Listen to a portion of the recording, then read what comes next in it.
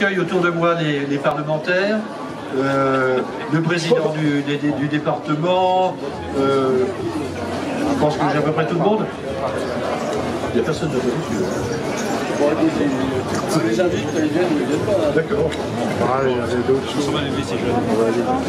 Bon, rassurez-vous, on ne va rien chanter. Nous ne sommes pas les quatre barbus. Mesdames et messieurs les membres du Parlement, Madame la Présidente du Conseil régional du Bourgogne-Franche-Comté, qui est absente, Monsieur le Ministre, Président du Conseil départemental de la Côte d'Or, dont je salue la présence, Monsieur le Ministre maire de Dijon, Président de Dijon Métropole, Monsieur le Secrétaire représentant son Excellence, Monsieur l'Ambassadeur d'Inde à Paris, Mesdames et Messieurs les élus, Mesdames et Messieurs les Présidents, Madame la Présidente du groupe Loiseau, chère Dominique, Mesdames et Messieurs les directeurs et chefs de service, Mesdames et Messieurs mes chers amis. J'imagine, Monsieur le maire, votre plaisir lorsque vous avez appris que la foire internationale et gastronomique de Dijon était devenue la 5e de France, devançant celle de Strasbourg et talonnant celle de Bordeaux, alors que Dijon est la 17e ville de France et l'agglomération dijonnaise la 25e. Je rappellerai simplement que lorsque j'ai été élu président de Dijon Pro Expo et Yves Bruno nommé directeur général, la foire de Dijon occupait le 7e rang, précédée à l'époque par celle de Caen. Vous voyez l'importance de la remontée. Ce classement est le résultat de l'excellente gestion de l'association Dijon Pro Expo et du travail de son personnel dirigé par Nadine Bazin. Nous avons en effet la chance d'avoir une équipe de professionnels hors pair et vous me permettrez à cet instant de leur rendre un hommage appuyé. Le succès de l'association ne se limite pas à l'organisation de la foire. Nous allons bientôt fêter le centenaire. Son palais des congrès réalise également des performances enviées dans tout l'Hexagone. Nous accueillons de nombreuses manifestations au parc des expositions où se tiennent également les autres événements que nous organisons comme le Salon de l'Habitat, Automoto Rétro. En dépit de nombreux handicaps liés à un site devenu obsolète, malgré cette situation, nous préparons de nouvelles manifestations sur des thèmes qui vous sont chers. Dijon Pro Expo s'est doté des moyens les plus modernes, prenant ainsi un temps d'avance sur ses concurrents. Sans ordre, je veux citer la démarche Lean, qui consiste à optimiser la relation des clients avec l'ensemble du personnel afin de satisfaire au mieux les attentes de notre clientèle. Le SMED, organisation utilisée dans l'industrie, qui par la gestion de la prévision et l'adoption de méthodes spécifiques, permet de réduire les temps d'intervention et d'éviter le renouvellement des erreurs. La démarche de certification ISO 20121, qui fera de notre site l'un des premiers en France à revendiquer la prise en compte de l'incidence de son activité sur l'environnement. Juste pour la petite histoire, la foire de Dijon, c'est la production de 100 tonnes de déchets, dont 25 tonnes de verre. Donc vous voyez l'importance de devoir traiter cette problématique. La mise en place d'un contrat d'intéressement afin de donner à nos collaborateurs la juste récompense de leur application, une nouvelle billetterie en ligne qui fluidifiera les accès et les contrôles à l'entrée de nos manifestations grand public et facilitera notre comptabilité. Une politique ambitieuse de formation professionnelle, la création d'un décor plus contemporain pour le palais des congrès, qui est là-bas, et l'acquisition d'un mobilier plus convivial pour nos congressistes. Pour mémoire, je rappelle que nous générons 3 types de chiffres d'affaires. Je crois que ce passage-là est important. Un chiffre d'affaires direct qui correspond aux factures que nous émettons en direction de nos clients, exposants ou organisateurs de congrès ou de manifestations. Un chiffre d'affaires indirect qui correspond au cumul des factures de toutes les entreprises locales qui interviennent lors de nos manifestations, congrès ou événements. Un chiffre d'affaires induit qui correspond à toute l'activité que nous créons dans l'agglomération. Pour exemple, les taxis, les hôtels, les restaurants, les commerces du centre-ville. Ce chiffre d'affaires s'élève à 17 millions d'euros en moyenne pour une année calendaire. La foire crée également du chiffre d'affaires induit. Ce n'est pas un congrès, mais ça crée du chiffre d'affaires induit pour la raison bien simple imaginez qu'il y a 600 stands, avec en moyenne 4 personnes par stand, pendant 12 jours. Ben ça donne 6 millions d'euros. Tous ces braves gens ont besoin de se loger, de se nourrir, de se déplacer. Et ça retombe sur l'économie dijonnaise. La raison profonde de notre réussite tient au fait que la foire a été créée en 1921 par des chefs d'entreprise soucieux de satisfaire les besoins de la communauté en assurant la promotion de leurs produits. Ce modèle économique a transcendé le temps, car cette maison a toujours été gérée par des chefs d'entreprise selon leur méthode. Tous nos concurrents qui sont en gestion intégrée dans des systèmes institutionnels sont déficitaires. Ils font de ce fait appel à la subvention publique en complément de passif. La foire internationale et gastronomique reste le plus grand événement économique et populaire de la grande région. Les membres de l'association de l'Assemblée Générale, en passant par le conseil d'administration et le bureau comme moi, Ils sont ni salariés, ni indemnisés, ni défrayés. Quelle structure aujourd'hui fonctionne de cette façon? Nous sommes tous animés par l'intérêt de la communauté, c'est notre force. Monsieur le secrétaire, nous sommes particulièrement heureux de vous souhaiter la bienvenue à Dijon et de vous dire combien la présence de l'Inde comme invité d'honneur à la foire, 89e du nom, nous réjouit et nous honore tant à la fois. Bien souvent, on pose la question pourquoi vous allez avoir 100 ans et vous êtes à l'édition 89 de la foire. Pensez que pendant tout le temps de l'occupation et à la fin des hostilités, il n'y a pas eu de foire à Dijon.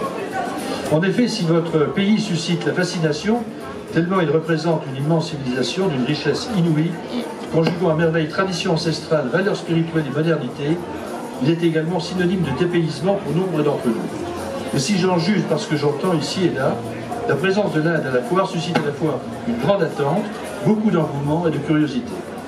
Pour mener à bien ce projet, nous nous sommes appuyés pour tout ce qui relève de l'artisanat, la gastronomie et l'animation du pavillon sur les compétences et le réseau de Rajiv Lal Sarma, que je remercie pour son implication et son écoute. Je ne sais pas où il est, mais il est là-bas et il a vraiment fait un travail extraordinaire.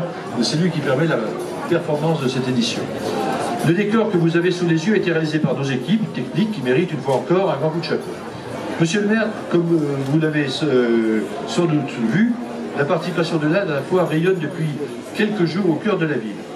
Déjà partenaire de la foire l'an dernier, la Fédération des commerçants dijonnais Shop in Dijon s'associe encore plus largement à l'événement cette année. L'opération baptisée l'Inde dans la ville, ce sont des vitrines décorées aux couleurs de l'Inde, des entrées à la foire à gagner chez les commerçants et la possibilité de remporter un fabuleux voyage en Inde. Les retours sont d'ores et déjà très positifs, tant de la part des commerçants que des clients, et je ne peux qu'en être ravi, car vous connaissez mon attachement à faire vivre le lien entre la foire et le centre-ville. Vous me permettrez donc d'adresser des remerciements très sincères aux chevilles ouvrières de ce partenariat, en particulier au dynamique président de Shop in Dijon, Denis Favier, au responsable de la fédération Mathieu Honorat, ainsi qu'à l'ensemble des commerçants participants.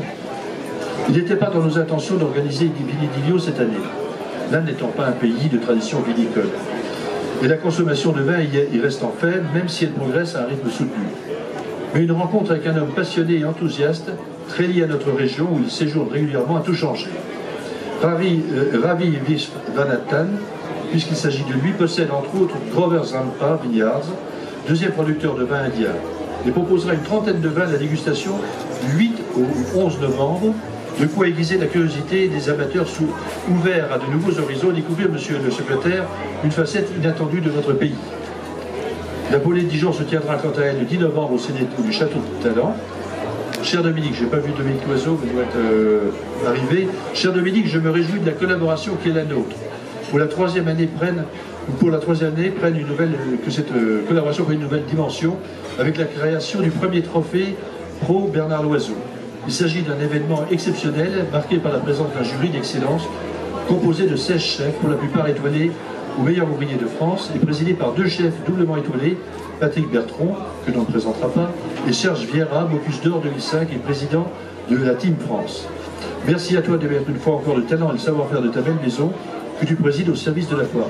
Pensez que ces trophées correspondent au Bocuse d'Or. Alors, j'explique que ce n'est pas quelque chose d'agressif vis-à-vis de Lyon, mais puisque nos amis de chez Bocuse nous ont aidés à monter cette opération, mais Dijon est doté d'un concours professionnel national sous le nom de Bernard Loiseau, ce qui est un apport considérable pour l'image gastronomique de la ville. La foire regroupe près de 600 exposants, dont plus de 80% reviennent chaque année, ce qui est une grande satisfaction, car il s'agit de la preuve du succès commercial de notre manifestation. Je tiens à remercier les exposants de la confiance qu'ils nous accordent et à souhaiter la bienvenue aux nouveaux. Les collectivités territoriales seront cette année encore fidèles au rendez-vous et je les en remercie. Je tiens à souligner, monsieur le président du conseil départemental, cher François, la présence renforcée du département à travers un pavillon Côte d'Or plus conséquent et à saluer la participation pour la première année de notre voisin le Jura avec un espace important destiné à valoriser ses produits et son offre touristique.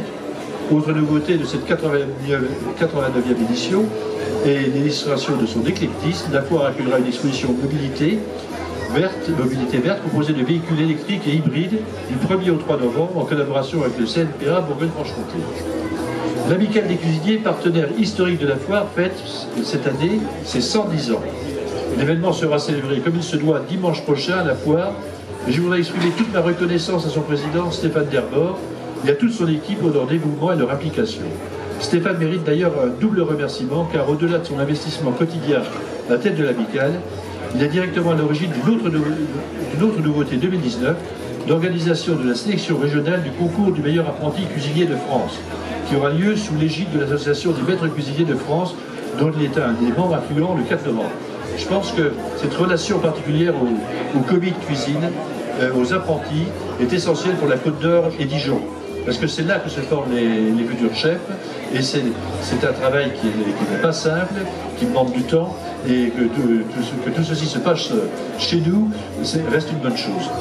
Ma gratitude et mes remerciements les plus chaleureux iront également à toutes celles et tous ceux qui depuis des années animent et nous aident à faire vivre notre foire, en particulier aux organisateurs des nombreux concours culinaires, pas moins de 17 cette année, toujours très appréciés par nos visiteurs. Ce sont non seulement des partenaires indispensables, mais également des amis. Ils me pardonnent de ne pas pouvoir les citer individuellement, tant ils sont nombreux, mais je sais qu'ils se reconnaîtront. Je ne saurais conclure mes propos sans remercier les représentants des médias, presse écrite, radio, télévision régionale, sites internet et réseaux sociaux dont le relais est essentiel pour la réussite de la foire. Merci à tous de votre attention et bonne foire à tous. Monsieur le secrétaire,